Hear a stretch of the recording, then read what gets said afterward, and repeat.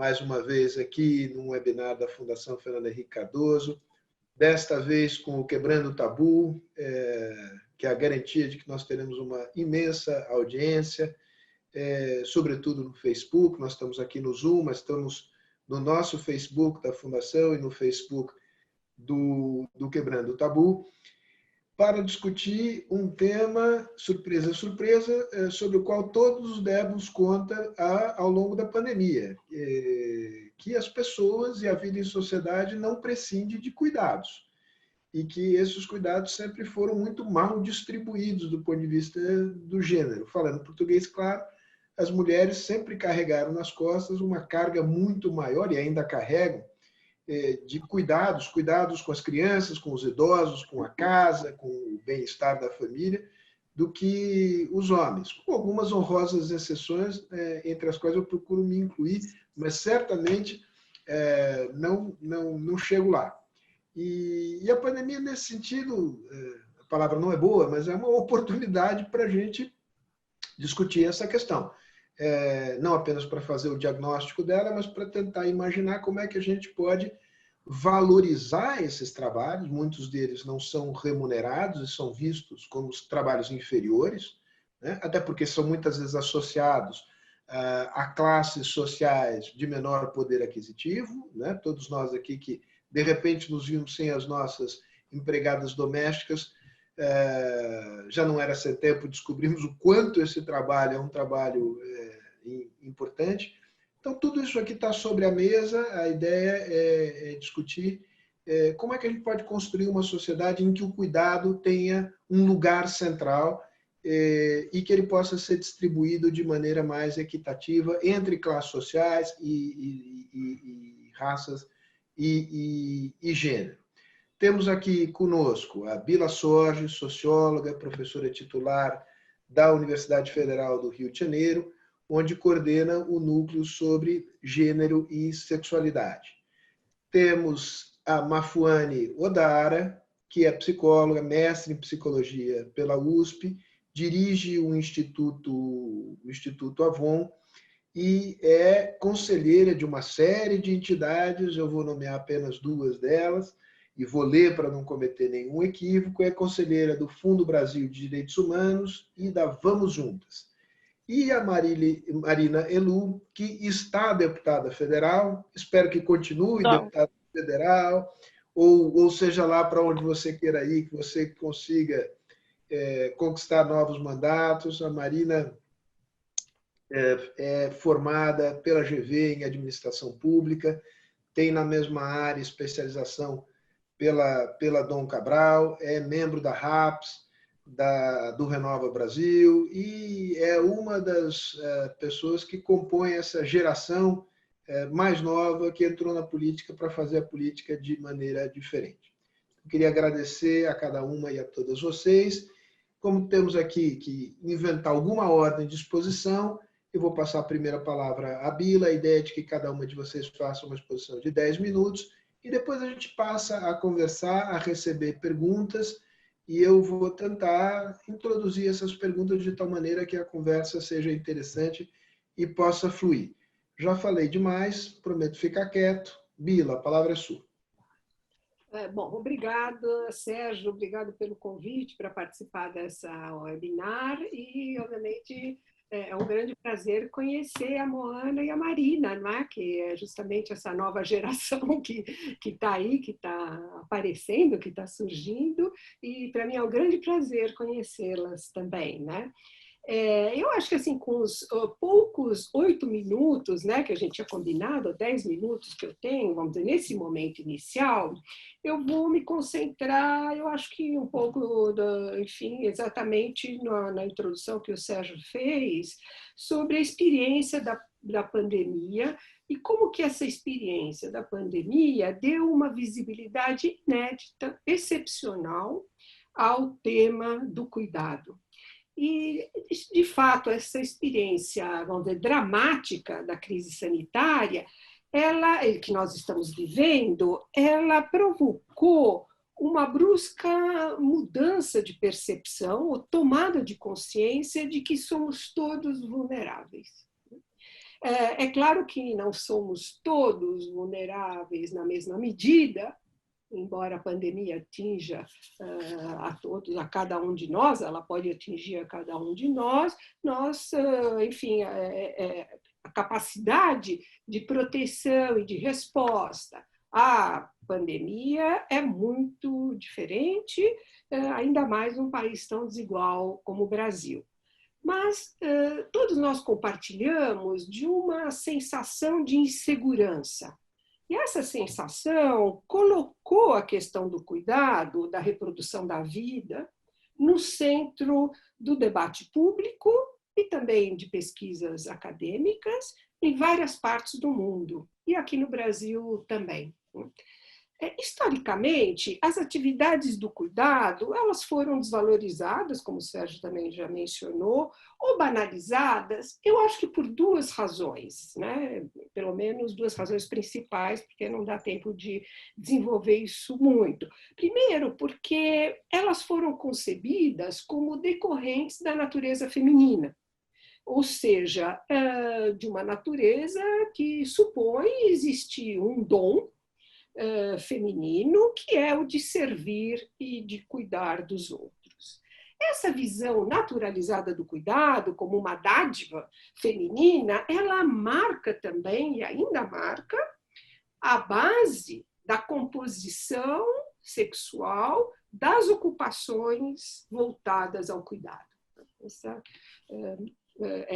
Ela é muito poderosa ainda na nossa sociedade, já que essas ocupações são majoritariamente femininas.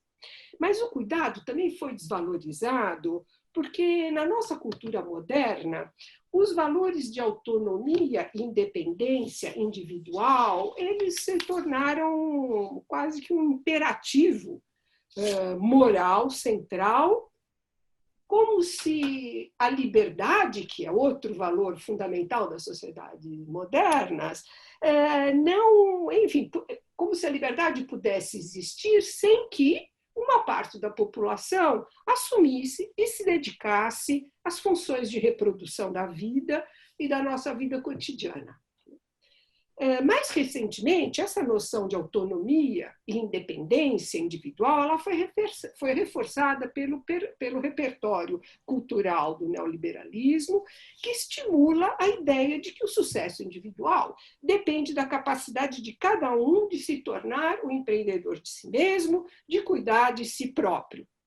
Tem uma frase famosa da Margaret Thatcher que eu adoro, porque ela marca, de fato, ela sintetiza muito desse repertório cultural que eu estou me referindo e que, enfim, que sintetiza esse ideário e que, por sua vez, ele tem fragilizado muito os laços de solidariedade social. A frase é a seguinte, eu vou ler, abre aspas, ela diz isso numa entrevista de 1987, ela diz assim, você sabe que não existe essa coisa de sociedade. Existem homens e mulheres individuais e há famílias. Nenhum governo pode fazer nada, exceto através das pessoas. E as pessoas devem cuidar de si mesmas primeiro. É nosso dever cuidar de nós mesmos e depois também cuidar de nossos vizinhos.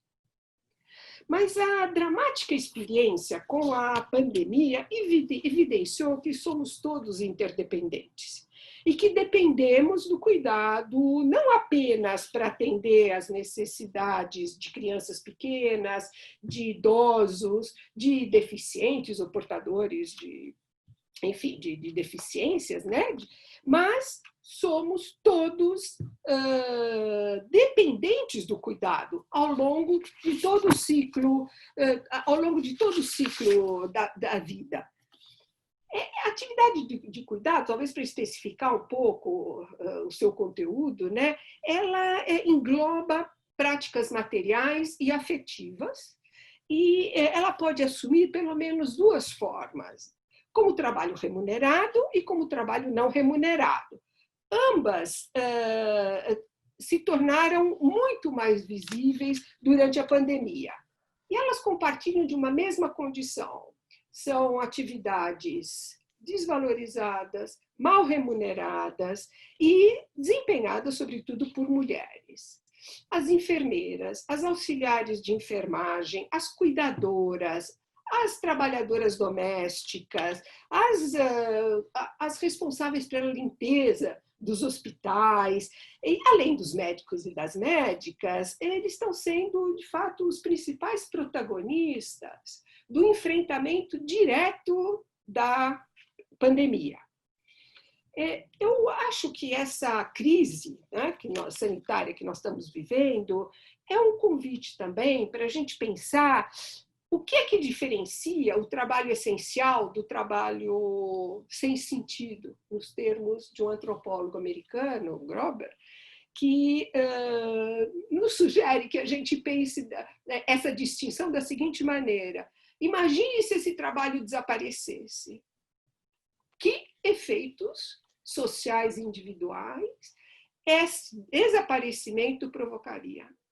E, a partir daí, a gente pode começar a pensar numa outra hierarquia de ocupações e de atividades que, enfim, e percebermos a importância de certos bens que até pouco tempo nós não os considerávamos importantes, e também a inutilidade de um conjunto de bens que até agora foram tão valorizados. Então, eu acho que a primeira questão, um pouco falando o que o Sérgio falou, como é que a gente pode pensar um pouco a partir da pandemia, é de que maneira é possível a gente refletir sobre uma mudança na hierarquia das ocupações baseadas num referencial que é o quanto elas contribuem para a vida comum, para a vida coletiva, para a manutenção da vida, né? A outra forma de cuidado, que também é frequentemente invisibilizada e não reconhecida socialmente, é o trabalho não remunerado, sobretudo realizado pelas mulheres no âmbito familiar. A epidemia colocou em evidência, de uma forma realmente inédita, a importância do trabalho doméstico, que funcionou, de alguma maneira, como um amortecedor das principais consequências perversas da epidemia. E foram as mulheres, não é, que elas estão, enfim, que elas investem muito mais tempo nesse trabalho do que os homens. Foi justamente com o isolamento que coube, sobretudo, às mulheres cuidar da educação online dos seus filhos, cuidar dos idosos. Elas aumentaram muito o investimento de tempo no cuidado dos idosos e de outros familiares, preparação de alimentos, que agora que foi extremamente incrementada pelo fato da presença dos filhos e dos companheiros, dos maridos dentro de casa. Então, as refeições foram, enfim, muito mais trabalhosas e o tempo dedicado muito mais longo, além, vamos dizer, das atividades de limpar e de higienizar o domicílio. Eu acho importante salientar que as pesquisas mostram que os homens também aumentaram o tempo investido no domicílio, mas as mulheres aumentaram numa proporção maior do que eles. Então, todo mundo aumentou, só que as mulheres aumentaram mais do que eles. E as pesquisas também estão mostrando que eles, de fato, investem o tempo em atividades muito especializadas, que são, basicamente, o entretenimento das crianças. Essa é a atividade em que eles concentram, não é, o seu esforço, o seu investimento, né?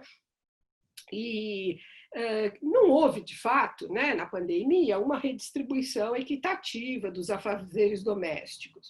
E eu acho que isso, de fato, nos coloca um grande problema, porque provavelmente as mulheres vão estar, no período pós-pandemia, numa situação muito mais difícil do que os homens para se reposicionarem no mercado de trabalho. porque elas estão super representadas nas atividades informais, né? E também naqueles nichos ocupacionais, como o comércio, que elas estão representadas, e o trabalho doméstico, que ocupa acho 14%, 15%, isso aí vai variando, né? Eu já escrevi alguma coisa que dizia que era 18% alguns anos atrás, agora parece que é por aí, 13%, 14% do emprego feminino. O trabalho doméstico é responsável por esse percentual imenso, né, do trabalho feminino. De modo que, por ocuparem esses nichos, é que provavelmente elas não puderam se reconverter ao chamado teletrabalho, que parece ser, hoje está sendo celebrado como, vamos dizer, a grande solução, a grande, enfim, solução para a epidemia. Oi. Vamos concluir aí. Essa ideia fica como um gancho, e a gente, na conversa, volta a essa questão, digamos, de como é que na saída da pandemia a desigualdade... Não, Sérgio, eu vou só concluir, porque depois a gente vai poder discutir, não é? Que, de fato, a pandemia visibilizou uma realidade que era muito banalizada, que era a realidade do cuidado, que as pessoas não se davam conta que isso era parte do dia a dia deles, e ela mostrou algo novo e colocou o cuidado no centro das atenções. E eu espero que esse primeiro passo ele possa, de fato, resultar numa mudança de valores, uma mudança de hierarquias ocupacionais, uma mudança de políticas sociais, que são essenciais para a manutenção da vida e do bem-estar coletivo. Primeiro, agradecer pelo convite à Fundação Fernando Henrique Cardoso, ao Quebrando o Tabu, que é um parceiraço e tem sido um grande veículo de comunicação para trazer os temas relevantes para a discussão no cenário. A Marina, que é não só uma grande ativista, mas uma grande representante. Quando eu crescer, eu quero ser que nem ela.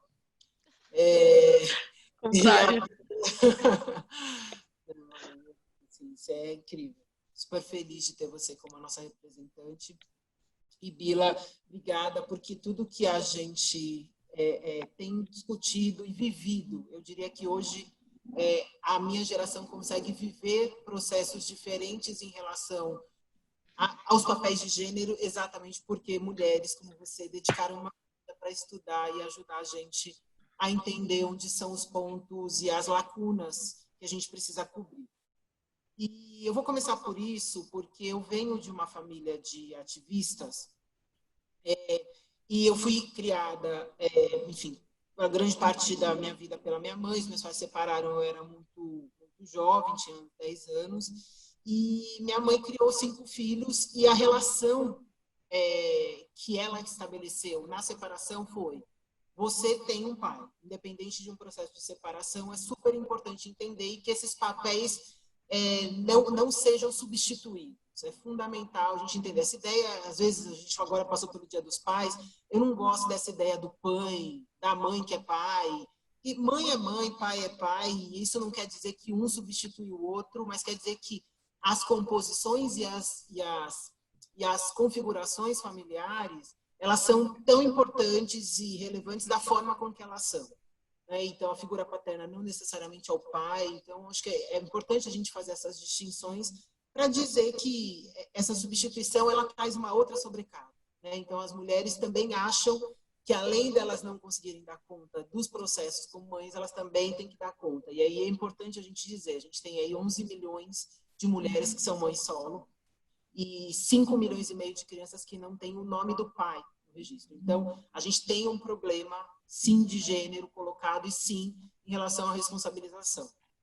E acho que nessa questão do cuidado, como você apontou, a geração, que é essa geração que agora está com 30, 40 anos, está tendo a possibilidade de construir novas formas de se relacionar com dentro da família e também com a questão do trabalho doméstico. Essa tem sido e precisa ser a nossa reflexão.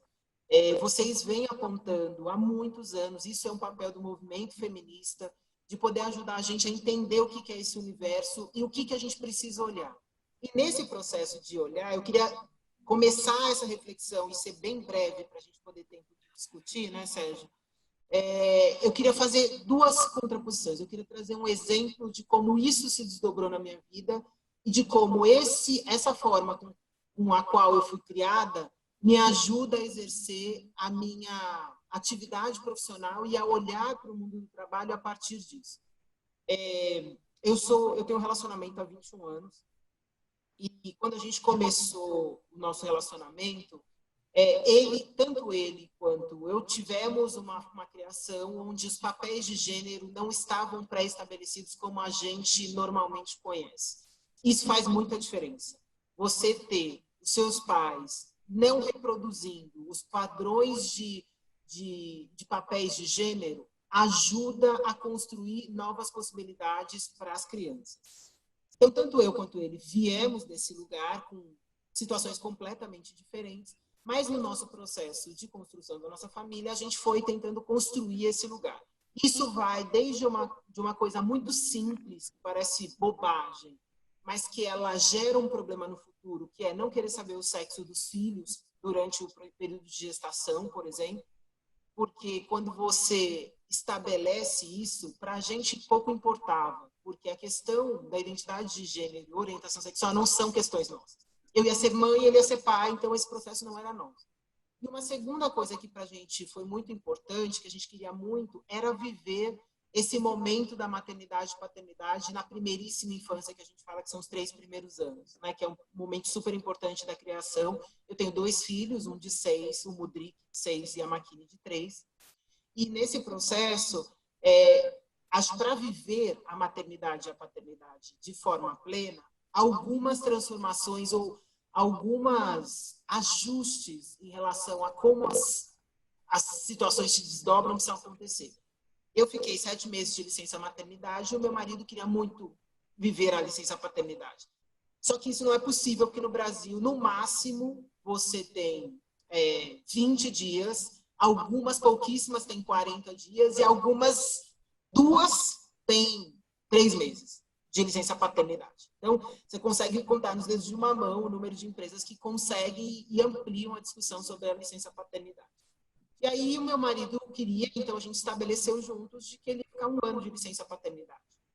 Isso não existe, né? Então, para você restabelecer isso, você tem que criar uma lógica dentro da sua família e dentro do seu ambiente de relacionamento para ajudar as pessoas a compreenderem isso. Porque a compreensão de um homem que fica de licença paternidade por 1 ano é de que ele está de férias, de que ele agora está com serviço fácil, de que agora ele está... Então, de novo, né, a gente viveu na pele isso que você trouxe nos estudos. Assim, mesmo que a gente queira construir uma relação diferente em relação ao cuidado, as pessoas acham isso estranho.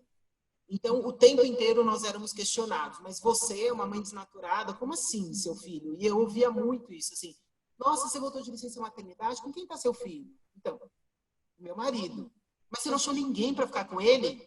Então, achei, meu marido. Mas ninguém. Então, assim, é uma coisa tão absurda que, assim, a pessoa...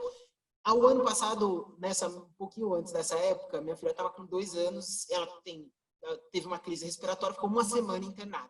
E as pessoas me conhecem, elas já sabem como é que a gente vive, como é que a gente tenta quebrar essas questões dos padrões de gênero. E aí ela ficou 1 semana internada. Então, as pessoas sabiam e falaram assim, e aí, como é que tá a Makini? Mas você está aqui trabalhando? E a Makini está no hospital, com quem que ela está? E aí eu falava seriamente, eu falava assim, gente, é o seguinte, ela já tem 2 anos. 2 anos uma criança já consegue ficar sozinha no hospital. Quando eu sair daqui, eu vou para lá e tá tudo bem. Aí o pessoal, nossa, mas você deixa sua filha sozinha. Era mais lógico elas acreditarem nisso do que elas pensarem que ela estava com o pai. Então, assim, é tão absurdo que essa relação do cuidado, ela é estabelecida de um jeito tão avesso que as pessoas realmente acreditam, né? Então, eu acho que isso é uma coisa que a gente vem tentando viver e tentando construir, e isso a gente vê na reprodução de como os nossos filhos nos enxergam. Porque a questão do cuidado e da atenção, ela está muito relacionada à mãe, na maior parte dos casais. Na minha casa não é assim. Quem está chorando, quem está mais perto? É o pai ou a mãe? Então, é essa pessoa que vai ajudar. Quem é que faz o almoço ou o jantar? Quem que está mais perto ou quem está livre? Então, não tem essas questões definidas porque a gente procurou não estabelecer esse lugar de que existe um lugar para as mães e um lugar para os pais. E assim, vocês vão ver os meus secretários aqui, enfim.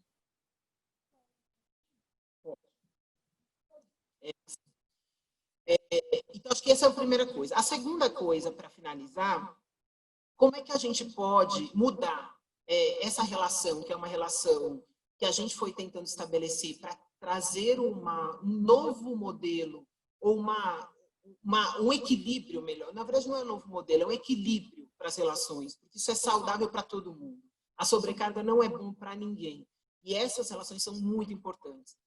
A gente precisa também fazer uma discussão sobre o mundo do trabalho. E nessa questão, eu tentei levar e tento levar essa reflexão de que a divisão do trabalho doméstico e a divisão e a discussão sobre os papéis de gênero precisam também ser feitos no mundo corporativo, no mundo do trabalho. Eu hoje estou dentro de uma multinacional e eu tenho uma das frases que eu mais gosto, que é: entre ser uma executiva numa multinacional e ser mãe, eu escolhi as duas coisas.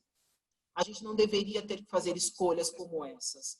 E nesse processo de escolha, hoje a minha filha tem 3 anos e ela continua amamentando. Obviamente, eu estou em casa, isso facilita o processo, mas o que eu tenho tentado fazer é trazer os meus filhos para mais próximo do meu ambiente de trabalho. Então, os meus filhos me acompanham em grande parte das minhas atividades, nas minhas formações com policiais, eu trabalho com violência contra as mulheres e meninas. Formação com juízes, nos trabalhos, eu fazia parte de um conselho que já não existe mais nessa gestão, que é o Conselho de Desenvolvimento Econômico e Social da Presidência, que era um conselho que ficava muito próximo do presidente da República. Ele foi criado no governo Lula e ele funcionou pelos 2 governos Lula, Fernando Henrique Lula, Dilma e Temer. E dentro desse período, eu tinha reuniões periódicas com o presidente. A minha filha participou de várias reuniões com o presidente. E uma das coisas muito emblemáticas que aconteceu, e um conjunto de coisas contribuiu para isso, ter uma secretária que presidia esse conselho como uma mulher. E essa preocupação e esse olhar foi que a primeira vez que eu levei minha filha no Palácio do Planalto, eles colocaram um trocador. Então, essas coisas podem parecer bobagem, mas dizer que uma mãe com um bebê é bem-vindo no Palácio do Planalto é dizer que as mulheres podem e devem ocupar qualquer lugar. Então, acho que essas são algumas reflexões iniciais. Muito bom, Mafane. Marina. Sérgio, primeiro eu queria muito agradecer o convite, porque estar falando ao lado da Mafone e da Bila para mim é uma honra, são mulheres que eu admiro há muito tempo e estou feliz de estar aqui junto com elas falando de um tema que é talvez um dos temas da minha paixão, né? Como que a gente coloca o cuidado no centro de um projeto de sociedade. E minha provocação foi feita como o Estado pode colaborar para essa construção e para esse diagnóstico do problema, né? E hoje eu pensei em algumas coisas que, para começar, é um problema de gênero, né? A gente tem um problema mundial de gênero. A gente tem essa questão de uma sociedade construída a partir de uma ótica patriarcal, de quem está no trabalho é o homem, no trabalho externo, é a mulher responsável pelo trabalho de dentro de casa, que está no mundo inteiro.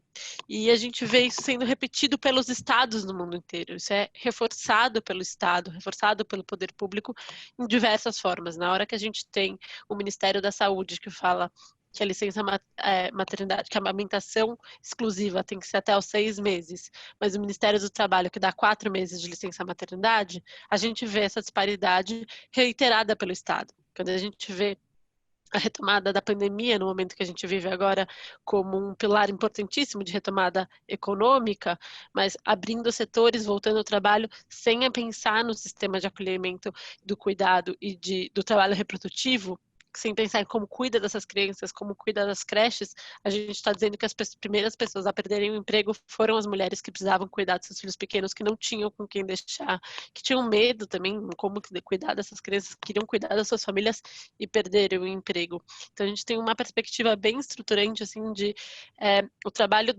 de dentro de casa está pautado nas mulheres e de uma forma que, na minha casa, isso também sempre foi bem dividido. Acho que eu tenho a sorte de ter referências como a Bila e a Mafô desde muito cedo e já comecei a construir a minha vida matrimonial, eu e meu marido, desde muito cedo, bem dividido, sempre trabalhei, ele também, então a gente sempre buscou essa comparação. Mas uma coisa que chegou à minha atenção foi a carga mental. Eu percebi que, ao mesmo tempo que as atividades estavam divididas, quem se preocupava que a meia não cabia mais na criança que precisava comprar meia, que a vacina estava vencida, que a gente precisava ir no pediatra, que não tinha reposição do remédio no armarinho, que se eu não compensasse para comprar, não tinha, era sempre eu. De alguma forma, é tão intrínseco isso na nossa sociedade, que essa parte do cuidado de planejar tudo que precisava ser feito, acabava ficando sempre comigo, e ele fazia o que tinha que fazer, mas eu tinha que falar o que fazer. E eu comecei também a desconstruir isso, e eu acho que esse processo na pandemia foi bem acelerador nessa questão, porque eu também comecei a deixar os pratos cair, ele começou a perceber, e agora outro dia ele até comprou meias, chegou meias lá, eu nem tinha visto que estava faltando meias. Então acho que essa questão da carga mental também é muito real, dentro dessa perspectiva de que o Estado reforça essa colocação de que é uma questão de gênero, o cuidado reprodutivo não remunerado. Porque isso é muito reiterado, né? A gente faz questão de não é só não dar chance de remunerar, é não remunerar o que acontece. Quando a gente olha para o Brasil, a gente tem que adicionar uma camada muito importante de raça, porque a gente está falando de uma elite escravocrata que aprendeu a trabalhar, que foi para a questão do trabalho a partir das mulheres negras na sua casa fazendo esse trabalho. Então, quando você tem essa perspectiva de quando a gente olha para essa elite, olha para essas pessoas que estão trabalhando, e olha para esse modelo mental do que significa esse trabalho do cuidado, a gente chega na figura da mulher negra ocupando esse espaço na sociedade sem ser remunerada por isso, assim, sendo cada vez mais afastada de uns espaços realmente de construção e colocada como isso se fosse uma coisa normal, como se todo mundo, se isso fosse o que acontece. E essa é uma perspectiva que a gente precisa trazer do que está acontecendo com o Estado de novo, reforçando esse lugar. A gente tem uma deputada federal, e Sérgio, eu sou deputada estadual, obrigada aí pela promoção momentânea, mas eu ainda estou estadual. Mas a gente tem uma deputada federal maravilhosa que chama Áurea Carolina, quem não conhece, por favor, siga ela, que está falando de um PL super importante que chama 2477 de 2020, que é falar que trabalho doméstico não é atividade essencial, porque o Estado foi lá e colocou nas atividades essenciais que não podem parar na pandemia a atividade do funcionário de casa, que cuida da sua roupa, que cuida da sua louça, como se isso fosse trabalho essencial. E, de novo, tem que trazer esse recorte de o Estado está, sim, endossando uma cultura patriarcal e machista e racista de falar de quem que tem que ter esse cuidado que não é remunerado propriamente dito. Num terceiro ponto, é um problema também da sociedade, porque quando a gente fala que a gente passa por esse lugar do Brasil sendo um espaço escravocrata, de elite, patriarcal, e a gente chega em lugares que estão realmente conseguindo melhorar essa divisão, então eu posso dar o exemplo da minha casa, então eu e meu marido é diretor de uma fundação bem grande aqui em São Paulo também, então trabalhar muito, e eu como deputada estadual, a gente tinha muita quantidade de trabalho. Desde o começo da pandemia, a gente mega se reorganizou. Eu tenho uma bebê de 8 meses e um filho de 2 anos e 9 meses. E a gente ficou em casa, só os dois cuidando da casa e dos dois sozinhos. Então, o que a gente fez foi organizar o horário de trabalho. Você trabalha dessa manhã, eu cuido dessa manhã, você cuida essa manhã à tarde, eu trabalho, a gente fez períodos de trabalho. Isso funcionou bem nos 3 primeiros meses, assim, a gente estava exausto, porque depois que as crianças dormiam, os dois tinham um terceiro turno de trabalhar até muito tarde da noite para dar conta do que não deu, mas os dois estava funcionando, as pessoas estavam respeitando, de alguma forma a gente estava conseguindo adensar isso. Só que, sei lá, de um mês para cá, em que a quarentena começa a flexibilizar e os trabalhos começam a voltar, as pessoas não conseguem mais entender esses horários de trabalho, para você ter uma carreira de sucesso no Brasil, você precisa terceirizar o cuidado. Você precisa trabalhar 12 horas por dia, 14 horas por dia, e isso necessariamente você está terceirizando o seu trabalho. Então, a gente também precisa discutir isso de uma perspectiva que quer a carga de trabalho, que quer esse olhar. Quando a gente olha do Estado, eu também acho que está aí também a solução. Como é que a gente muda? Quando a gente traz para o centro da discussão o problema. Então, a gente olha, sei lá, as sociedades no mundo que tem isso mais avançado, eu coloco a Islândia, Ruanda e agora o México. a gente teve as mulheres ocupando esse espaço, falando, pessoal, não dá mais, a gente vai precisar rediscutir tudo isso. Então, na Islândia, a gente tem agora uma discussão profunda de jornada de trabalho, de diminuição das jornadas de trabalho, porque entendendo que tem que ser complementada com uma jornada do cuidado, e como que isso faz sentido numa sociedade que seja sustentável. Em Ruanda é a mesma coisa. Em Ruanda tem organizações comunitárias muito fortes que discutem esse tempo de trabalho para que as mulheres, porque as mulheres são a maioria ou têm equidade de gênero em Ruanda e na Islândia. E quando a gente olha para o México, que tem uma nova lei de paridade total nos cargos de poder, 50% das cadeiras do Congresso, do Judiciário ser de mulher, a gente vê que as primeiras coisas que estão sendo pautadas são essas. Como é que a gente pensa trabalho reprodutivo não remunerado, como que a gente discute isso, licença maternidade, licença paternidade, parentalidade, preparação dos pais para serem para atuarem como pais, como a gente pensa a creche, primeira atenção, todas essas questões que hoje estão muito colocadas como questões das mulheres, precisam ser colocadas como questões da sociedade, e para isso a gente precisa das mulheres discutindo isso, por isso que eu sou muito entusiasta de mais mulheres na política. Então vamos lá, vamos conversar, vocês, enfim, colocaram muita coisa sobre a mesa, muita coisa interessante. Isso aqui é para ser uma conversa, então vocês não precisam esperar que eu pergunte. Eu vou dar o pontapé inicial, se vocês quiserem comentar o que uma falou, outra falou, fiquem inteiramente à vontade. Eu estou aqui só para facilitar a conversa. Bila, a gente falou aqui muito de o papel da sociedade, o papel das empresas, a Mafone tocou nesse assunto, papel do Estado. Acho que valeria a pena olhar como esse processo, digamos, não basta que os ajustes se deem no âmbito da família, não basta que se deem no âmbito da empresa. É preciso de uma espécie de infraestrutura de políticas públicas que permita essa distribuição das tarefas do trabalho doméstico do cuidado, do trabalho familiar do cuidado, de maneira mais equitativa. Quando você olha os países onde isto mais avançou, estou pensando aqui na Escandinávia e tal, como se deu esse processo? Quer dizer, qual foi o papel do Estado, da construção de políticas públicas, de tal maneira a promover uma divisão mais equitativa do trabalho?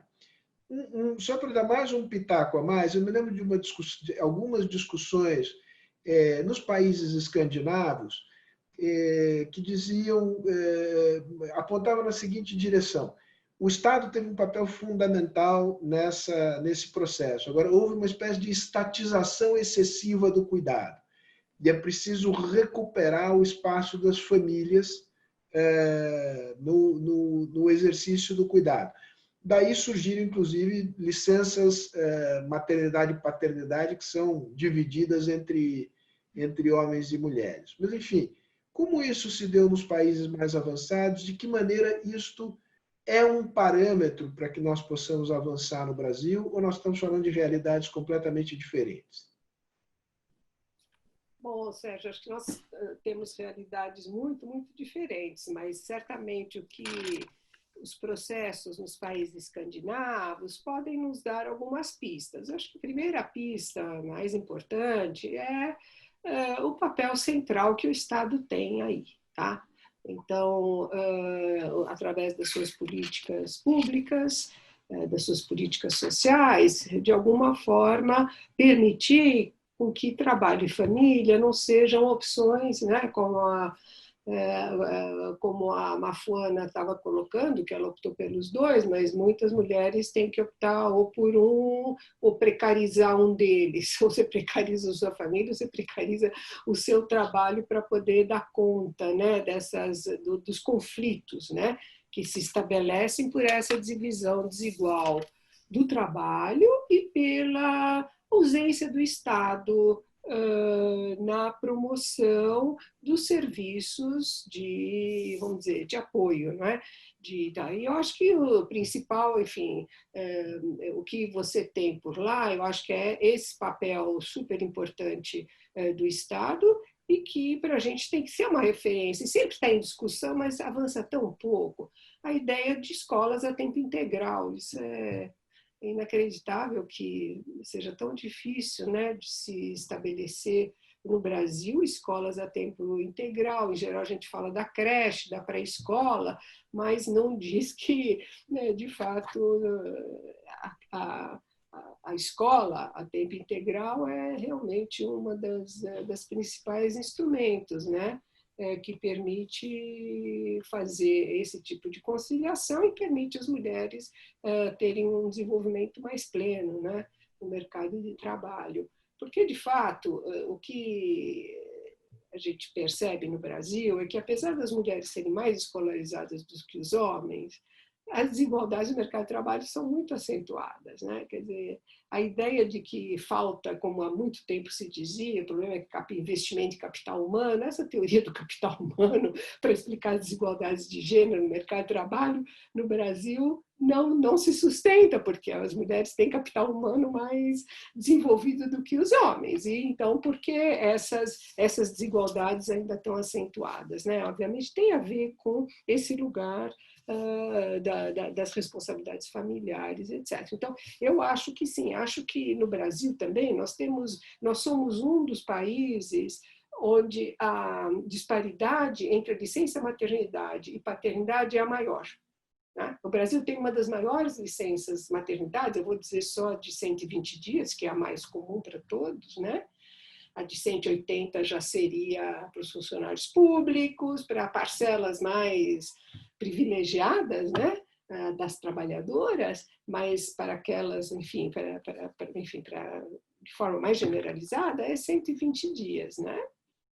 E para os homens é 5 dias, né? 20 dias é só os funcionários públicos e aquelas empresas que participam da empresa cidadã, que foi um programa bastante complicado, eu acho, onde só uma parcela também mais das grandes empresas que conseguiram uma ampliação da licença maternidade e paternidade. Mas no Brasil é isso, é 120 a 5, quer dizer. E, de fato, nos países escandinavos, eles procuraram fazer uma licença parental, né, onde o homem e a mulher usufruem dessa licença e por períodos bastante longos, e a política até mais recentemente foi que é intransferível. Ou o homem, porque eles também, a distribuição no início era muito pouco equitativa, mas aí os homens foram, de alguma maneira, ficou aquela cota obrigatória dos homens, de senão a família perde, não dá para transferir para a mulher. Então, tem algumas políticas que são adotadas que, de alguma maneira, permitem essa participação maior dos homens no cuidado das crianças. Mafuane, queria a tua visão e a tua experiência no meio corporativo. Que transformações vêm ocorrendo? Por que vêm ocorrendo? Por que não vêm ocorrendo? Quais são as forças de mudança e quais são as forças de resistência à mudança dentro do mundo corporativo? Muito bom. Eu acho que a primeira coisa importante da gente entender é que toda essa discussão sobre cuidado, ela é uma discussão que está baseada em modelos mentais, né? Lugares de mulheres e lugares de homens.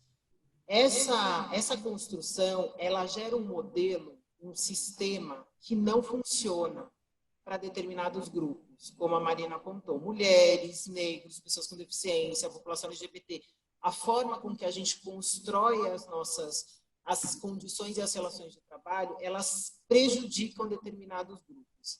Esse sistema que acaba colocando as mulheres, os negros, esses tetos de vidro, né? Então as mulheres não conseguem ascender, a gente não consegue ter trabalho igualitário. Então, essas estruturas, elas reproduzem um padrão que é a baixa participação. Então, como a Marina colocou, né? Por que tem poucas representantes mulheres na esfera política, da política institucional? Então, isso é um padrão. Isso vem de um modelo mental de que esse lugar não é para as mulheres. Isso se expressa, eu tenho um exemplo que eu sempre gosto de trazer, que é pensar o seguinte: a Casa do Senado tem 55 anos. 55. Há 5 anos existe um banheiro feminino no plenário do Senado. As pessoas acham que isso é brincadeira, que isso é mentira, não é possível. Não, é exatamente isso. Há 5 anos. O que significa dizer... Então, isso é o que a gente chama de estrutura sistêmica, que pode ser física, pode ser simbólica. Esse lugar não te pertence. E significava que as senadoras, até então, tinham que ir até o anexo para fazer as necessidades básicas. Então, essa estrutura, ela produz um padrão de comportamento que causa os eventos e os efeitos que a gente conhece. Então, precisa entender essa complexidade. Nas empresas é a mesma coisa. Você precisa ter políticas estruturantes que ajudem a equilibrar essa balança que é desequilibrada. As empresas, elas não estão fora do mundo, elas estão dentro de um universo. Então, políticas importantes, por exemplo, como Short Friday, né, que é uma redução do trabalho em um determinado dia, o horário flexível, creche dentro dos espaços. Eu tive a oportunidade de ter a minha filha comigo até 2 anos e meio. Isso é uma qualidade da relação, uma qualidade do cuidado que não tem preço. Né? Você está ali do lado da criança, você poder amamentar no meio do dia, você poder acompanhar o desenvolvimento da criança. Esses processos, eles são muito importantes. A creche, e hoje, quando você pensa nas creches públicas, a média de idade chega a 800 dias. Quer dizer, a criança nem nasceu, você já tem que entrar na fila para quando ela tiver 2 anos, você talvez conseguir uma creche. Então, o processo de desigualdade, o que significa isso? Se você não tem uma creche, alguém precisa ficar. Se não é essa mãe que realmente, como a Marina colocou, tem que terceirizar, alguém vai ser terceirizado. E a precarização dessa mãe que já está numa condição que demora 2 horas para chegar no seu trabalho, mais 2 horas para voltar, é ainda mais precária para a pessoa que vai cuidar da sua criança. Então, você começa a entender o cuidado como esse lugar que é um lugar de pouco privilégio. De pouco prestígio, privilégio não, de pouco prestígio. E aí, quando você vai vendo, por exemplo, no processo educacional, você só tem mulheres dentro das creches, e quando você vai para o ambiente universitário, a maioria são professores homens. Então, você vê ao longo da jornada educacional uma transformação na educação. O que é mais valorizado? Então, nesse lugar eu não vou ser um professor de educação infantil, porque, afinal de contas, você não ganha muito pouco, é um trabalho... Então, esse lugar não é para mim. Não é à toa que as mulheres são a grande maioria das trabalhadoras domésticas. Então, todas essas relações, elas impactam, né, na questão do mundo corporativo e do mundo do trabalho. Então, o que eu tenho visto, que são as empresas que mais têm evoluído nessa discussão, são aquelas que conseguem fazer uma discussão, tanto com as mulheres quanto com os homens. A discussão do cuidado não é uma discussão sobre mulheres, não é uma discussão sobre como é que a gente melhora, é também pensar na valorização das profissionais, no equilíbrio e no salário equânime, porque a gente tem diferenças salariais entre homens e mulheres fazendo a mesma função, mas é também fazer uma reflexão sobre os homens, sobre a questão do cuidado, sobre a questão da masculinidade, porque a masculinidade ela está atrelada ao que a gente chama de caixa do homem. É um conceito criado nos anos 80 por um educador chamado Paul Kivel, e ele diz que o homem, para ser considerado homem, ele precisa reproduzir alguns comportamentos. E esses comportamentos é o que consolida a ideia que a gente tem hoje sobre masculinidade hegemônica, que está pautada no poder, que está pautada na posse, nos ciúmes, na violência, no fato de você ser o provedor. Quer dizer que se eu não sou o provedor, se eu não levo o dinheiro para casa, eu não sou nada. Essa relação ela é absolutamente inversa do que é o resultado. Pais ativos, participativos na educação, na formação, no cuidado das crianças, têm crianças mais seguras, com menos papéis de gênero definidos entre si, com muito mais amor, com muito mais autonomia, se desenvolvem melhor, inclusive na linguagem. Isso é a participação dos homens. Então, tudo que a gente constrói nessa ideia de que você só vai ser útil se você estiver trazendo dinheiro para casa, ela é completamente invertida da lógica e da realidade que é a participação dos pais. E isso é muito importante para a gente entender que, quando a gente traz essa possibilidade também para os homens, e isso também na reflexão, e eu lembro de uma das gestoras na Avon, agora a gente estava aqui no momento da pandemia, e aí numa das reuniões do COMEX, do Comitê Executivo, um dos membros do comitê apareceu com um bebê no colo e fazendo a reunião, como se, né, enfim, vida que segue, né? Afinal de contas, é isso, né? Muitos homens descobriram o trabalho doméstico agora, durante a pandemia. Nossa, eu tô casada há 10 anos, não sabia que você trabalhava tanto. Nossa, dá trabalho esse negócio mesmo, né? Então, assim, tem uma ideia, por outro lado, você tem uma vida que é isso, né? E os homens começaram a entender que, sim, é isso, meu filho daqui a pouco vai vir aqui, minha filha vai vir perguntar, porque é assim, tá tudo certo. E ela falou assim, poxa, não precisou falar nada. Isso é um exemplo. Quando você consegue ser o exemplo, você consegue transformar a próxima geração. Não existe transformação possível das relações e nem empoderamento possível das mulheres sem quebrar os ciclos da violência. E os ciclos da violência passam por a gente quebrar essas ideias de que existem papéis de gênero e de que essa desigualdade está tudo bem a gente manter. Então, isso é que eu tenho visto das empresas que têm tido a coragem e encarado esse problema de frente e falar, realmente, precisamos fazer uma discussão inclusiva entre os homens, o papo de homem precisa rolar, a gente precisa olhar. Eu lembro sempre da Luísa Trajano dizendo a equidade salarial entre homens e mulheres, brancos e negros, é uma questão de canetada. É uma caneta. Não tem mais. Então, assim, não tem que esperar, sei lá quantos anos, 5 anos, para a gente equilibrar o salário entre homens e mulheres. O que justifica? E aí o que justifica, por exemplo, é de que as mulheres, elas negociam mal e negociam menos. Porque as mulheres são menos estimuladas a negociar, a entrar nesse universo, que é esse universo mais agressivo, de se colocar mais. E quando elas se colocam, elas são atrevidas. Elas não são determinadas, elas são atrevidas. Esse lugar não é seu. Então, todas essas microviolências, elas vão gerando processos de desigualdade que são muito sérios e que são um efeito dominó ao longo da vida. Mafone, enfim, muitíssimo interessante. Só antes de passar para a Marina, que eu vou querer, digamos, o mundo da política é um mundo particularmente machista, pouco convidativo às mulheres, né? Quer dizer, criaram-se cotas nas nominatas eleitorais e inventaram os laranjas, né?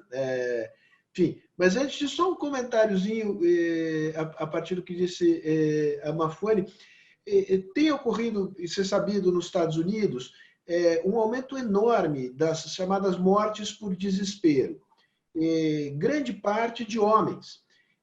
Homens que perderam trabalhos industriais importantes, voltam para casa, não sabem o que fazer, se sentem, digamos, inteiramente relegados a uma subcondição, entram no álcool e entram nos opiáceos, né? E isso termina em overdose, em suicídio.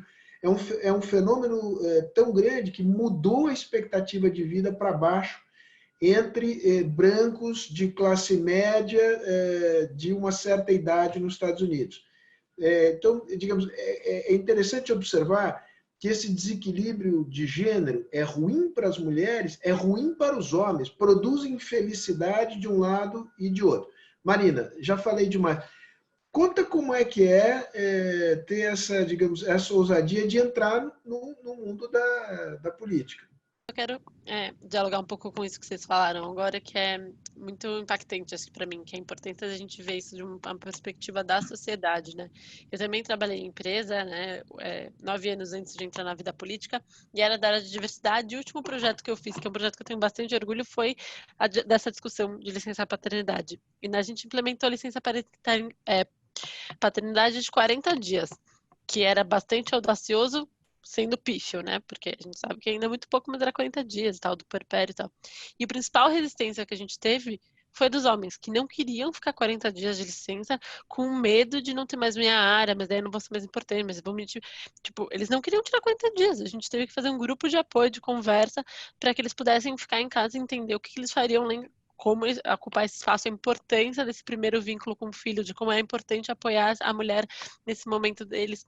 Então, assim, tem um problema bastante profundo, que a Mafô falou bastante, essa questão da masculinidade, que é como a gente traz essa questão do cuidado para centro da discussão na sociedade. E a outra coisa que é muito fundamental a gente falar isso, porque para mim foi uma das coisas muito impactantes, que começando a entrar na política, indo conversar com as pessoas, falando sobre essas propostas, não é simplesmente eu chegar e decretar que a partir de hoje os homens também têm licença paternidade, porque lá no lugar, nas zonas mais vulneráveis, mais pobres, onde realmente essa discussão está muito distante, a gente estava fazendo uma roda com mulheres grávidas discutindo sobre creche, futuro, percepção, maternidade, política, e falando sobre a possibilidade da licença paternidade, elas quase choraram. Elas falaram, não, pelo amor de Deus, não faz isso, porque a última coisa que eu vou precisar é cuidar também do seu homem em casa, bebendo o dia inteiro, aqui sem ter o que fazer, e eu vou ter que ter o dobro do cuidado cuidando do bebê e cuidando dele também. Não faça isso. Elas, tipo, quase imploraram. Então, também é uma perspectiva de que a solução não é simplesmente a gente fazer essas trocas de chaves, mas que é profunda, são mudanças profundas. Marina, desculpa, eu não vou resistir aqui.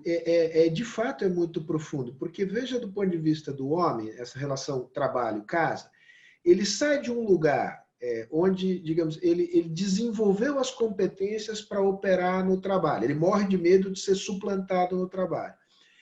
E ele vai para casa sem ter desenvolvido as habilidades para ser competente em casa. E mais do que isso, associando as tarefas de casa com o rebaixamento da masculinidade dele.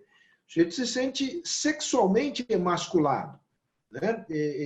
Então, quem não teve a felicidade de já, nascer numa família em que essas estruturas de gênero estivessem mais equilibradas, ao longo da vida, o processo de transformação, você tem toda a razão, é muito profundo e esbarra em muitas resistências, em muito medo, em muito receio.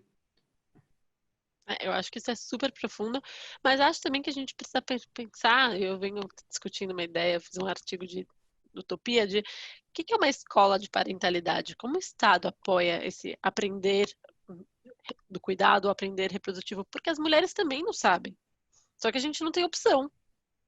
Em nenhum lugar eu aprendi como ser uma boa mãe, ou discutir, ou enfim, como faz feijão, essas coisas. Eu também aprendi, mas eu não tive opção. A gente não discute isso. Então tem uma questão de como a gente começa a discutir essas questões e trazer primeiro a discussão para depois a mudança, porque também tem esse cuidado. Eu fiquei muito impactada com essas mulheres falando, pelo amor de Deus, não aumente a licença paternidade junto comigo, porque eu não vou dar conta, vai ser muito pior. Então, acho que é bem profundo a gente trazer essa questão do cuidado como centralidade dentro de um projeto de Estado, dentro de um projeto de sociedade, de um projeto de país. Eu tenho me dedicado bastante a isso. E aqui na política, assim, realmente, eu estou aqui falando que não era um problema, porque a gente, aqui na Assembleia Legislativa do Estado de São Paulo, é particularmente perverso a forma como ela é estruturada para homens e mulheres que entendam o cuidado. Só para vocês terem uma ideia, a gente começa as votações às 7 da noite. A gente começa, o plenário começa só a Assembleia só funciona nas sessões extraordinárias. Tem um enrosco do regimento interno que nas sessões ordinárias, que começam às 2 da tarde, não tem discussão. Então a gente só vota às 7, começa a discutir às 7 da noite e vai até 11. Não é impossível qualquer pessoa que realmente tenha um cuidado com seus filhos, cuidado com a casa como um pilar, esteja nesse horário pensando em dar jantar, em organizar a casa, em fazer, não tem como. Então ele é estruturalmente patriarcal para as mulheres e para os homens também que querem ocupar esse espaço. Assim, acho que a Mafô trouxe um exemplo super relevante dela estar com a Makini lá no Palácio do Planalto, levando a filha dela, ocupando esse espaço, trazendo essa rediscussão, que eu também faço muito aqui na Assembleia. Então a gente tem aqui no gabinete um canto das crianças, a gente tem um lugar de amamentação, sempre trouxe os meus filhos, e o que permitiu, por exemplo, outro dia, estava um call com o próprio Dória, e daí eu estava em casa, estava amamentando no call, e fiquei com a minha filha no colo, porque, sei lá, o que aconteceu, eu estava com a minha filha no colo. O call inteiro. E daí um outro deputado, que também tem um bebê, na mesma idade da minha filha, nasceu junto, abriu a câmera com o bebê no colo e falou, nossa, que bom que você tá aí, porque eu também hoje tô com ela aqui, minha mulher não pôde ficar, e eu não estava conseguindo participar porque eu estava com o bebê. E quando eu vi você com ela, eu me senti bem em estar aqui também. Isso foi muito transformador. Foi um dia que eu fiquei muito feliz, porque é um deputado super conservador, normal, assim, tipo, não tem nada de... Isso não é uma pauta da vida dele, mas eu estar ali acabou permitindo que ele também estivesse. Então foi super... Acho que isso é muito transformador, que isso importa em todos os lugares. Mas é muito violento, né? No dia que eu cheguei de volta da licença maternidade, foi meu primeiro dia na Assembleia, eu vim aqui, um pouco antes de acabar a minha licença, na verdade, e daí todos os deputados subiram para falar falas de boas-vindas para mim, e daí um deputado falou, boas-vindas, mas a gente já sabe o que você gosta mesmo de engravidar, daqui a pouco você sai de novo. nem precisa voltar para as coisas. É tipo, nesse lugar, assim, de rebaixar não só o cuidado com a casa, mas o cuidado reprodutivo, né? Porque esse povo também tem filho e não entende ali como esse papel. Então, acho que a gente tem um desafio muito grande, mas eu acho que o desafio passa por a gente trazer essa discussão, a gente pensar essas formas e pensar um projeto de país, um projeto de sociedade, um projeto de cidade que tenha o cuidado como centro, né? Eu acho que essas discussões precisam acontecer na hora que a gente põe esse cuidado. Isso acontece também com paridade de gênero nos espaços de decisão, nos espaços de discussão que trazem essa discussão. Quando eu trago o exemplo de Ruanda, do México, da Islândia, você trouxe dos países escandinavos, isso mostra pra gente que é um caminho possível e que o Brasil tem um espaço aí para avançar. Bila, queria te escutar agora a propósito dessa provocação muito interessante que a Marina trouxe aqui, de que dessa espécie de assincronia, muitas vezes, entre mudança cultural e mudança de política pública, né? Quer dizer, você imagina que o avançar em matéria de políticas públicas é ampliar a licença paternidade. Mas isso tem uma espécie de consequência imprevista, porque as mulheres dizem, olha, eu prefiro meu marido fora daqui, ele só vai me criar problemas. Como é que você vê como lidar com essa questão, digamos, avançar no plano estatal, mas avançar no plano da sociedade também? Como é que é esse balé? Quem é que puxa quem? Como é essa relação? Como é que você a vê? Bem, eu acho que nós estamos avançando, né? Eu acho que os depoimentos que a Fuana deu e a Marina, eu acho que mostra que tem uma nova geração que tem uma outra concepção e está tentando implementar nas suas vidas privadas algum tipo de diferença daquelas estruturas mais patriarcais. Então, eu acho que está havendo mudança com essa nova geração e também a gente vê com a maior escolaridade, também há uma maior convergência enfim, maior divisão do trabalho doméstico, quanto mais se sobe na escala da educação, etc. Quer dizer, eu acho que algumas mudanças estão acontecendo, elas são muito lentas, realmente. Essa divisão, a quantidade de horas que os homens investem, as mulheres, não muda quase, né? No Brasil é mais ou menos o dobro e na Europa é 1/3 a mais das mulheres. Mas é 1/3, hein?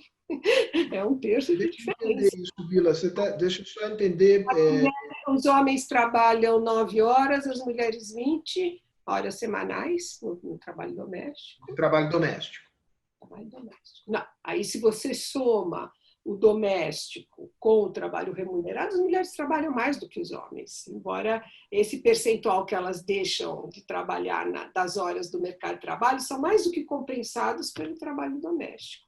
Deixa eu jogar enfim, não é uma pimenta, é uma nuance, para fazer o eufemismo, a ideia de avanço com a qual eu concordo. Esse tema do lugar da mulher e das relações de gênero é um tema central da moralidade conservadora de fundo religioso, né?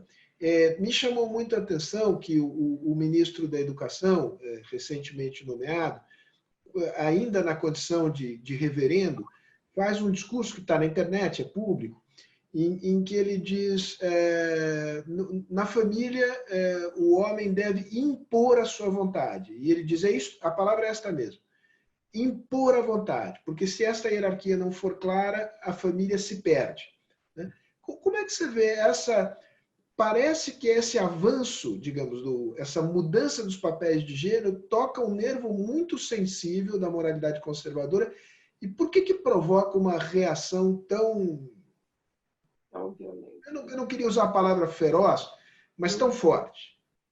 Eu acho que a questão da sexualidade, do gênero, é algo que, de fato, desestrutura, né? A forma, vamos dizer, mais moderna que a gente vê, ou mais ligada às liberdades, desestrutura de uma maneira bastante importante o discurso da Igreja enfim, das igrejas, né, que se fundamentam realmente numa ideia de família idealizada, né, porque, de fato, a família que essa pessoa está dizendo, ela não existe. É interessante como eles criam uma família idealizada, e se você vai ver a família dos pastores, quantos casamentos eles já tiveram, filhos de diferentes casamentos, são uniões.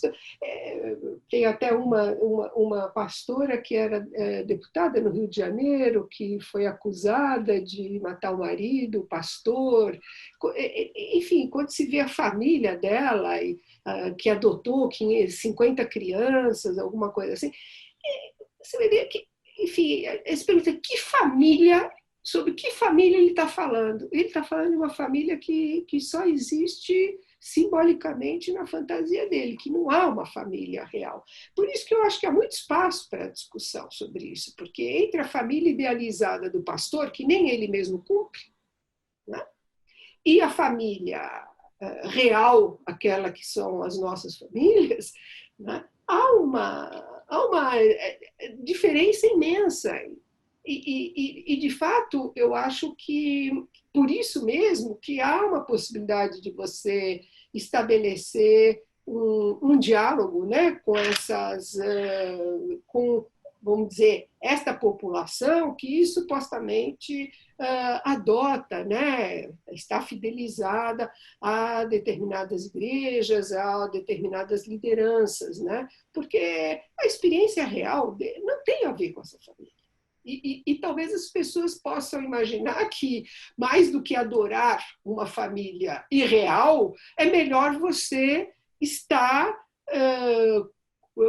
botando um valor positivo sobre aquela que você tem mesmo. Então, acho que tem um jogo aí que tem que ser pensado, né? Porque, enfim, essa família que eles estão dizendo, ela é inexistente. Mafuane e Marina, se vocês quiserem comentar a respeito desse Posso tema... só fazer um comentário sobre isso? Porque digamos, a representação só digamos, situar, eu sei que você já sabe o que eu vou dizer, mas digamos, tem uma representação evangélica importante na política brasileira, crescente, e esses temas são temas centrais na agenda. Como é que se dá esse diálogo? É possível, não é possível? O que você sente na sua prática política? Depois queria ouvir, se a Mafuane quiser entrar nessa conversa, no âmbito das empresas, se essa questão também se coloca. Marina. Não tenho notícias animadoras, ainda que a Bila tenha completa razão, que a família real, né, a família da nossa sociedade, ela passa por essas necessidades, ela não está nesse lugar idealizado. A narrativa do valor da família, ela é muito forte na nossa sociedade, que tem esse aspecto conservador muito importante. E a minha experiência aqui é que essa representação, ela é um pilar muito forte hoje na política. Então, eu estou com estou até aqui estudando também para daqui a pouco o nosso projeto estadual da política estadual da primeira infância, que é uma política estadual para pensar a primeira infância como prioridade no Estado. E está super difícil por nada, não tem nada de polêmico, mas por essa questão muito, muito real dos valores, e a gente está fazendo discussões muito profundas. Então, o meu sentimento é mais voltar para aquela questão de não colocar isso como uma questão das mulheres ou da relação mulheres com os homens na sociedade, mas colocar isso como uma questão que é para todo mundo. A política do cuidado como centro para que todo mundo melhore. Quando você traz que os homens brancos são os que mais se suicidam, que têm maiores números de morte porque estão muito sobrecarregados, isso é muito verdade. A gente tem que trazer esse ponto para a discussão e trazer essa clareza de que essa discussão é uma discussão que melhora a vida de todo mundo, melhora as relações para todo mundo, e preparar a partir desse olhar, porque hoje a minha experiência, pelo menos super pequenininha, super restrita, sei, mas é muito pautada enquanto você trazer discussões que tenham a palavra gênero, discussões que coloquem outras imagens de família e que de alguma forma coloquem em risco esse valor central dessa família tradicional, não tem espaço. É muito mais difícil e isso vai levar a discussão para lugares poucos produtivos. Mas eu acho que na hora que a gente traz a discussão para uma sociedade a partir do cuidado, uma sociedade que a vida vai melhorar para todo mundo, tem um espaço mais fértil para construir. Muito legal. Mafone, a palavra é sua. Eu vou na mesma linha da Marina, que é o seguinte, a gente, infelizmente, tem vivido já há algum tempo numa sociedade de polarizações, né? E cada hora é uma polarização, né? Então agora é os quarenteners versus os cloroquiners, aí daqui a pouco vem a eleição, aí a esquerda versus a direita, aí agora a gente está discutindo aqui, eu não estou vendo as discussões que estão acontecendo, mas eu imagino que nas discussões, enquanto a gente está falando, deve ter os que estão dizendo, mas vocês são a favor das mulheres, então eu sou a favor dos homens, como se fosse uma discussão em que a gente está em lugares opostos. Essas discussões, elas muito rapidamente são sequestradas pelas nossas polarizações.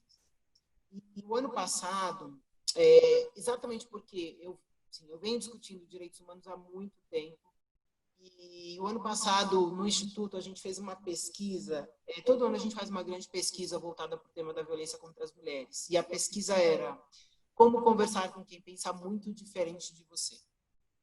É uma coisa que aqui ninguém faz, está todo mundo tranquilo, aqui todo mundo conversa só com as pessoas que, né, que a gente gosta, que pensam igual a gente, né? Claro que não, né? A gente vive conversando com pessoas que pensam muito diferente. E o que a pesquisa apontou foi que tem 5 grandes fatores que impedem as pessoas de conseguir compreender o olhar do outro. A agressividade do outro, o radicalismo do outro, a falta de bons argumentos do outro e a minha falta de paciência com o outro. Aí você pergunta, mas e você? Não, eu sou ótima. O problema é a outra pessoa que não me entende.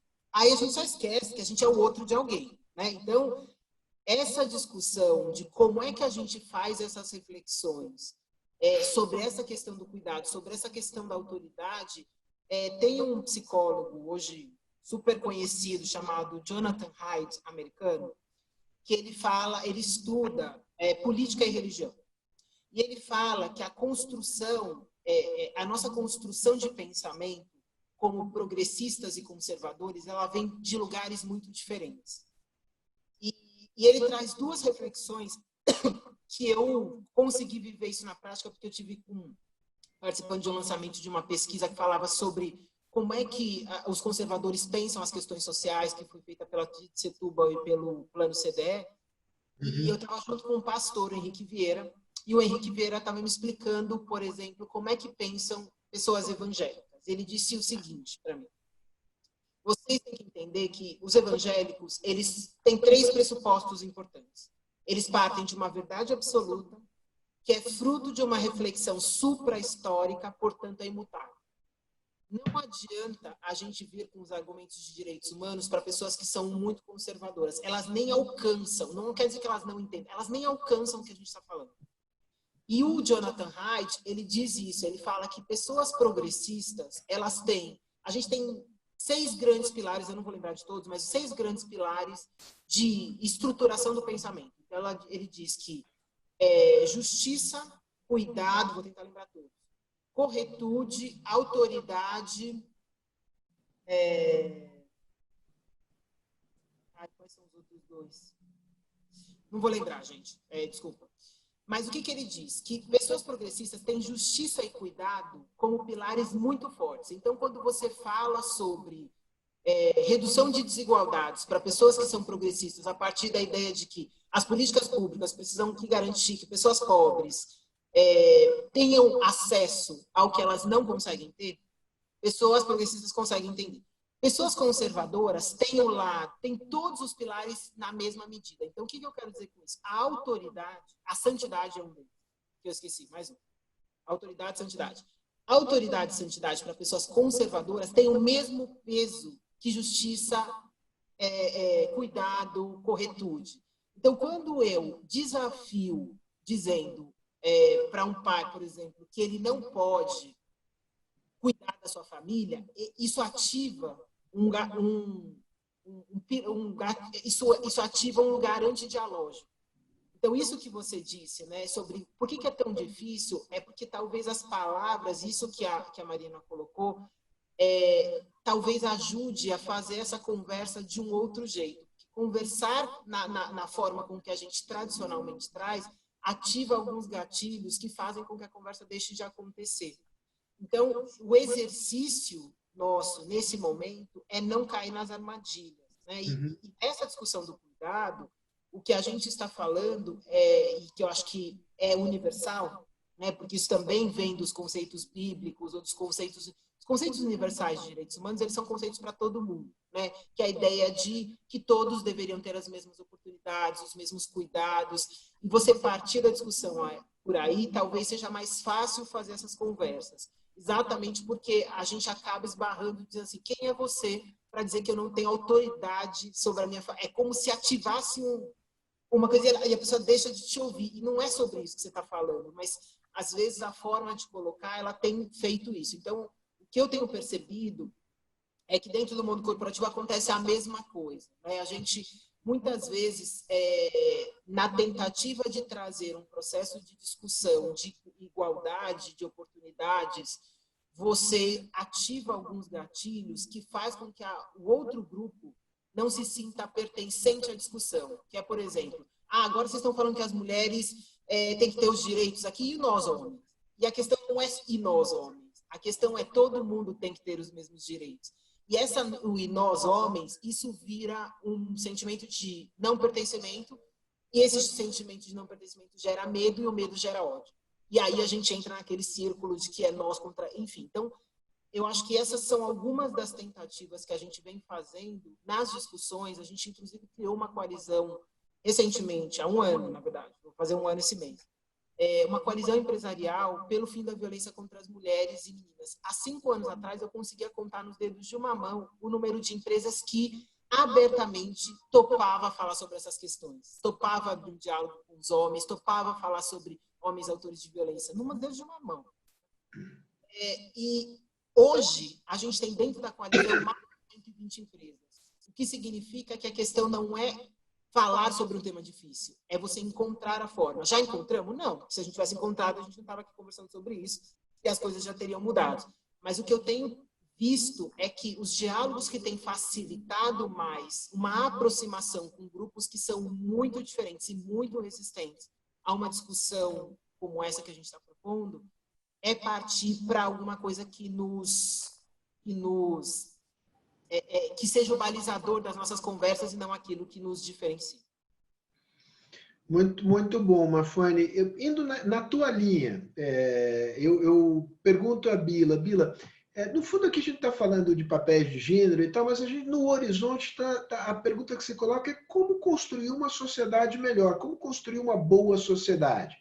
Você acha que esse tema do cuidado é um eixo importante dessa discussão sobre que sociedade queremos no futuro? Ela organiza os desejos e as vontades e as percepções, as expectativas das numa direção interessante?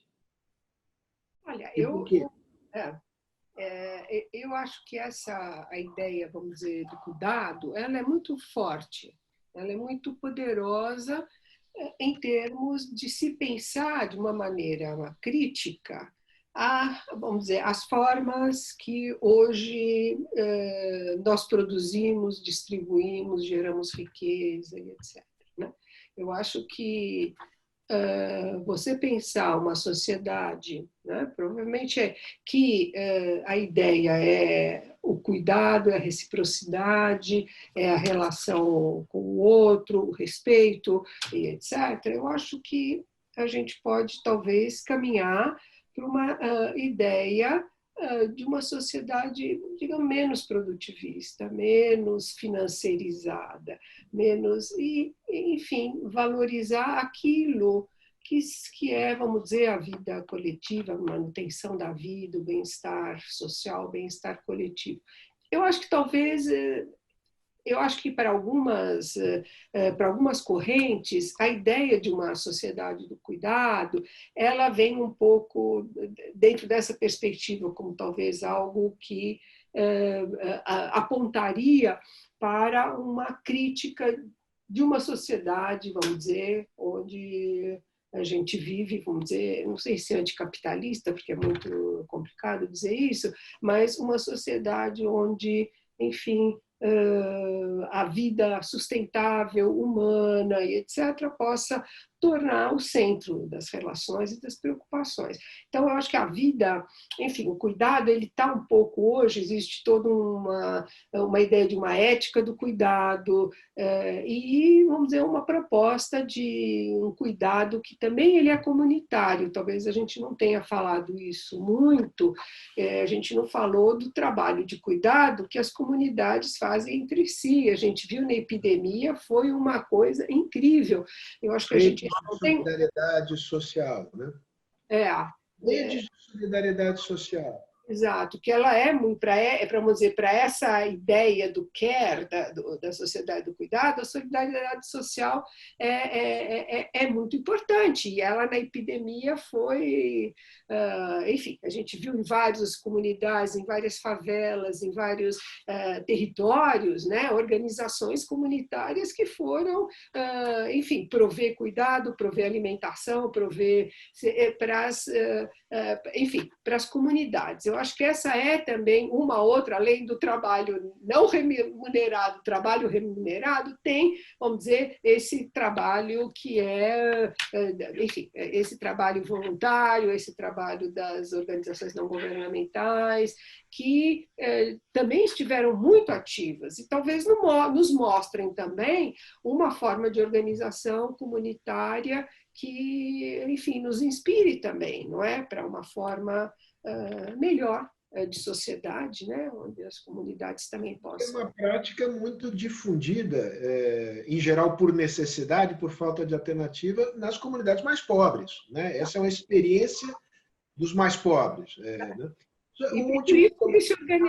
Sérgio, e por isso que eles se organizaram tão rápido e conseguiram... É claro que eles já tinham acumulado isso, né?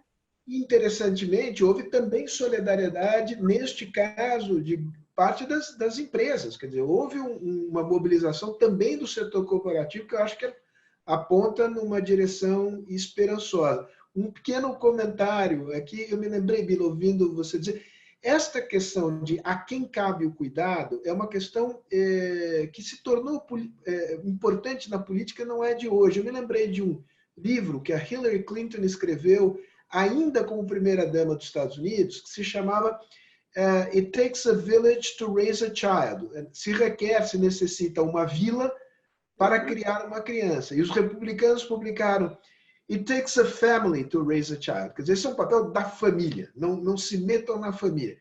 É interessante que isto é uma clivagem, uma divisão que vem se abrindo a gente precisa encontrar um jeito de estabelecer a conversa. Uma informação de última hora aqui, antes de passar, falando em mulheres, o candidato Joe Biden acaba de escolher a senadora Kamala Harris como sua candidata a vice-presidente, mulher e negra. Né? É uma coisa, enfim, importante. Mafuane e Marina, para considerações finais.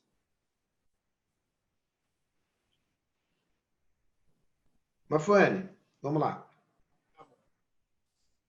Olha, eu acho que essa discussão ela é super importante de ser feita em todos os momentos, em todos os espaços, e de um jeito menos apaixonado. Né? A gente está vivendo um momento onde o cuidado como tema, ele é central. Ele é central pelo ponto que você colocou, a gente está vivendo relações muito extremadas em relação aos nossos próprios sentimentos, em relação aos nossos próprios medos, às nossas inseguranças. Isso tem gerado relações muito tensionadas em relação à nossa família, em relação ao nosso trabalho, o processo de autocobrança. Então, quando você fala sobre a questão dos homens, né, 8 em cada 10 suicídios são de homens. Então, isso é um problema muito sério. A limitação emocional ao qual os homens são colocados, isso é muito prejudicial. Não poder falar sobre os seus sentimentos, as suas emoções. Toda vez que eu trabalho com homens, eu faço uma pergunta, que é: qual dos homens conhece a maior dor do seu melhor amigo? E, geralmente, a resposta é muito baixa. É o seu melhor amigo, não é qualquer pessoa. É muito difícil para os homens poder falar sobre essas questões. A pandemia, ela não apresentou nenhum problema novo. Todas essas questões que estão colocadas para as mulheres, né, o aumento do estresse das mulheres em relação a toda a sobrecarga que acontece durante a pandemia, ela é resultado de uma coisa que já existia, só está amplificada. Então, o que eu acho que é fundamental é que, assim, a gente possa encontrar o equilíbrio. No final das contas, o que a pandemia veio trazer de importante na reflexão é o desequilíbrio e a desigualdade que a gente tem estruturado na nossa sociedade não pode mais ficar invisível. Primeira coisa.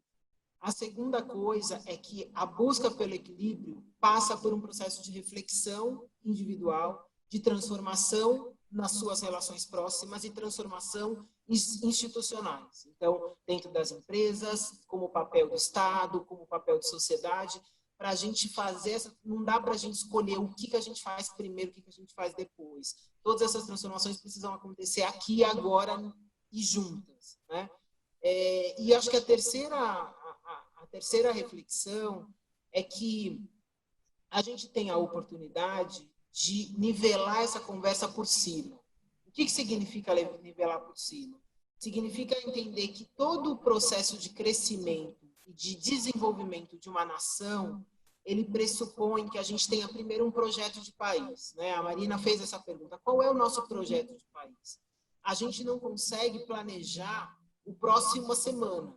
Quando girar daqui a 5 anos ou daqui a 10 anos, o que a gente imagina para o Brasil daqui a 50 anos?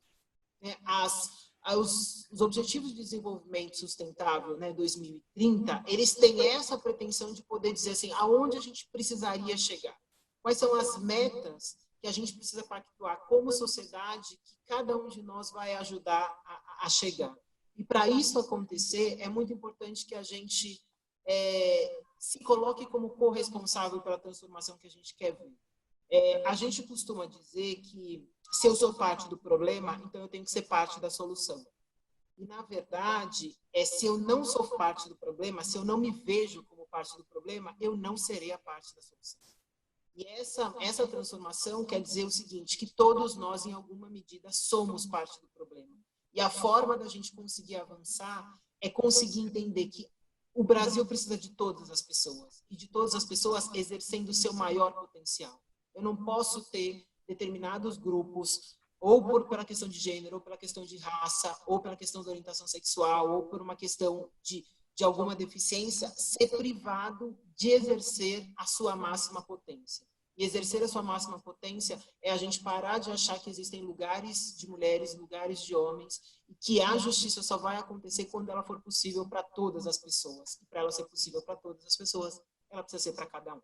Então, agradeço a oportunidade, é sempre um prazer estar com a Marina, uma parceira super incrível. Obrigada pela mediação, Sérgio, e obrigada pela vida e pela dedicação às mulheres, Bila. Acho que seu trabalho faz com que a gente consiga avançar, e eu tenho certeza que eu vou entregar o bastão um pouquinho mais na frente para minha filha e o meu filho continuar correndo, que vão entregar. Enfim.